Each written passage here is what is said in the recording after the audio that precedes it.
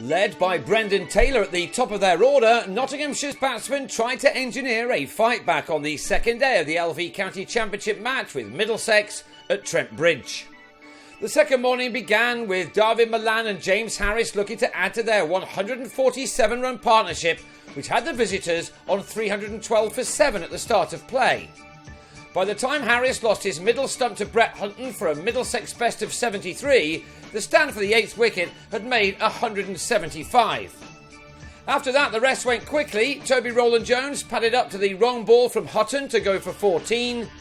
And Tim Murtagh was also a leg before victim to Harry Gurney for 12. Middlesex all out for 374, with Milan being left unbeaten on a career best and magnificent 182.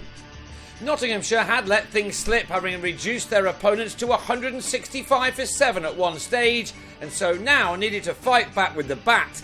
Taylor and Alex Hale showed that there was nothing to fear from the pitch, as they took care in knocking off 40 of those runs.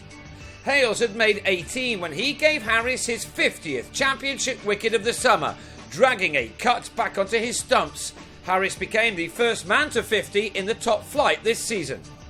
Taylor has been the model of consistency at the top of the order for his county this summer and had made 43 of the 74 runs on the board, when at the other end on 9, Michael Lum edged James Franklin behind, a straightforward catch for John Simpson.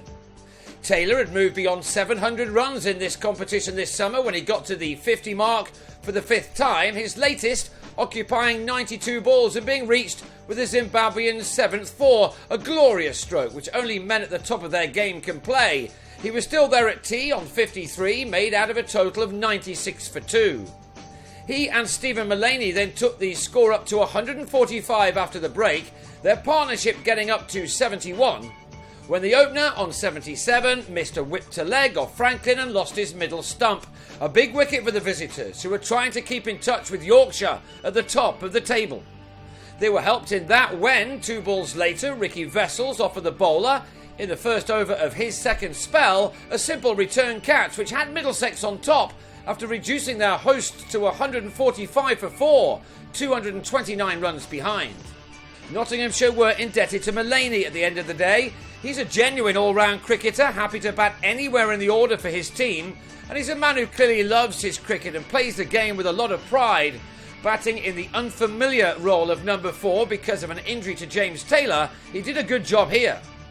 Before stumps were drawn, he'd made it to a 50 off 92 balls with his 8th 4, and by the close, he'd taken his personal tally to 56 and his partnership with Samit Patel to 35.